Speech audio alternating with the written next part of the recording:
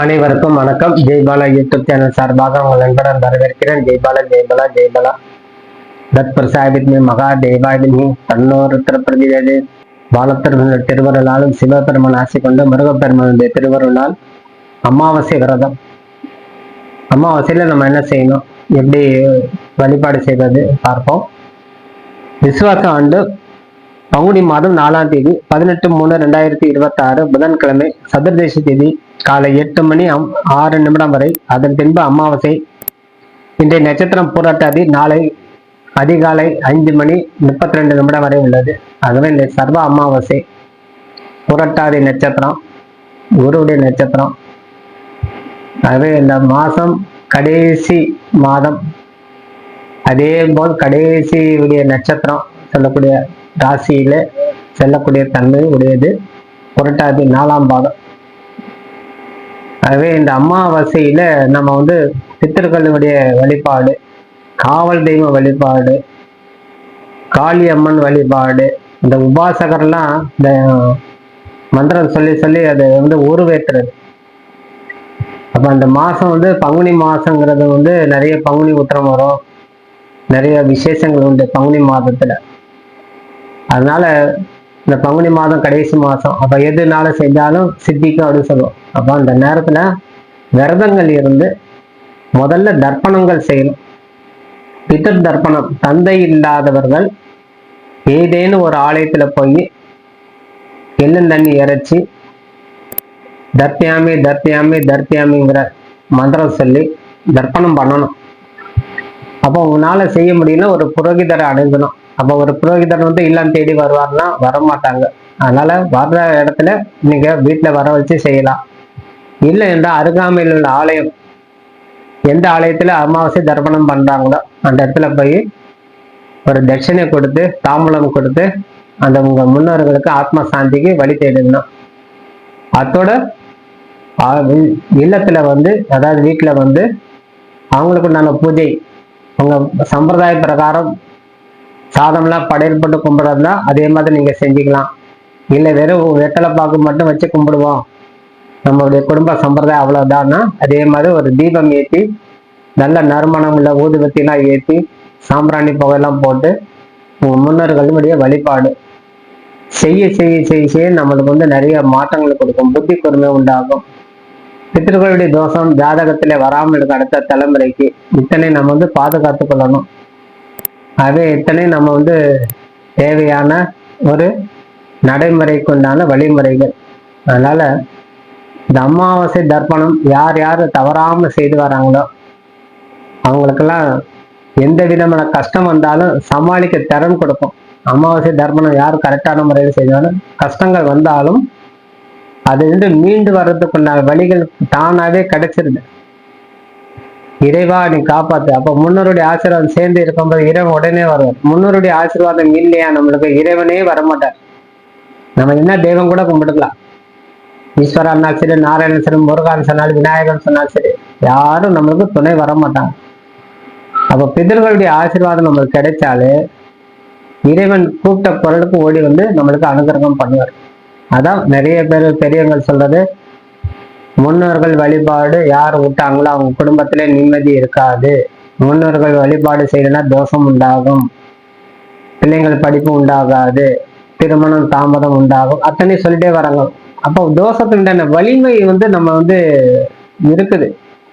எதுவுமே இல்லாமல் யாரும் இந்த சடங்கு சம்பிரதாயம் வைக்க மாட்டாங்க.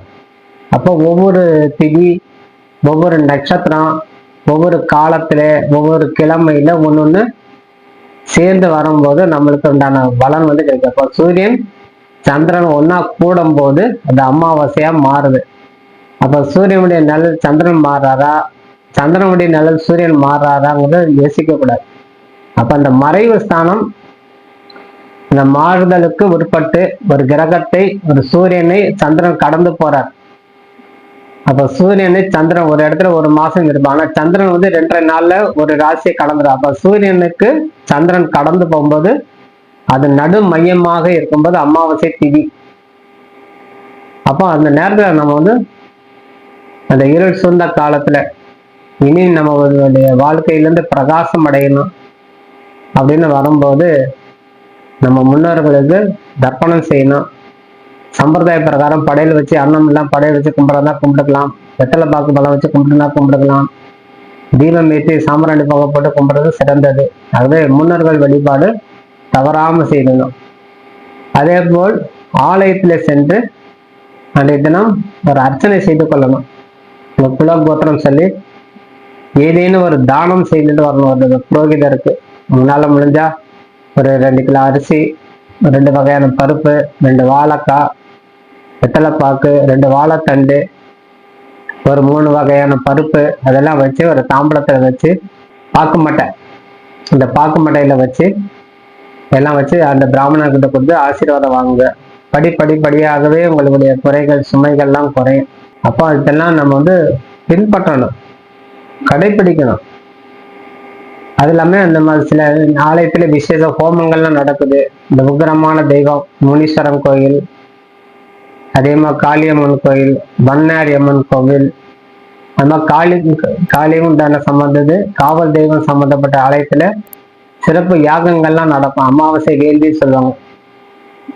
அந்த அமாவாசை வேள்வியில கலந்து கொள்ளும் போது நம்முடைய கர்ம வினை நிவர்த்தி செய்துவிடும். நம்முடைய தோஷம் குறைவாகவே வேலை செய்யும்.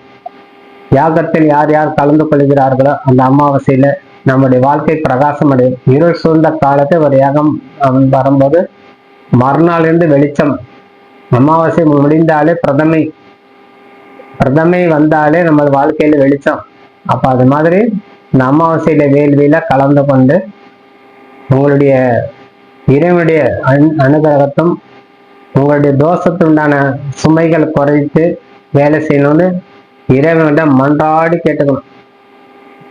ஏதோ ஒரு காலத்துக்காண்டி, ஏதோ ஒரு காரணத்துக்காண்டி இந்த மனித பிறவி எடுத்தாச்சு. சரி, இந்த மாதம் பங்குனி மாதம், நம்ம செய்யறது தர்ப்பணங்கள், நம்ம செய்த பூஜைகள் அனைவரையும் இறைவனுடைய சார்ந்து, நம்முடைய முன்னோர்களை சார்ந்து அவங்க மோட்சம் அடையணும். அப்போ நம்ம முன்னோர்கள் மோட்சம் அடைஞ்சாலே நம்மளுக்கு திருப்தி. அவங்க அல்லல் படக்கூடாது, அவங்களுடைய ஆத்மா அல்லல் படாமல் இருக்கணும் சொல்லி இறைவனை மன்றாடி வேண்டிக்கணும். அன்றைய தினம் உங்களுக்காண்டி கூட வேண்டிக்கிறது, அவங்க கூட வேண்டிக்கணும், அவங்களும் வேண்டிக்கணும், பித்தர்களுக்காண்டி சேர்த்து வேண்டிக்கணும். நம்ம முன்னோர்கள் நல்லா நற்கதி அடையணும். அப்போ அவங்க நல்ல ஒரு இடம் கிடைக்கணும், அவங்களுக்கு நல்ல பிறவி அமையணும். அப்போ இதெல்லாம் நம்ம மனதார வேண்டி அவங்க தர்ப்பணம் செய்யும் போது, அந்த பூஜைகள் யாகங்கள்ல கலந்து வரும்போது நம்மளுக்கு அனைத்து விதமான குறைகள் நிவர்த்தி செய்து இறைவன் பாலும் பித்தர்களுடைய ஆசீர்வாதத்தால் க்ஷேமம் அடையும் சொல்லி விடைபெறுகிறேன். நன்றி, வணக்கம். ஜெய்பல ஜெய்பல, வாழ்க வளமுடன். நன்றி, வணக்கம்.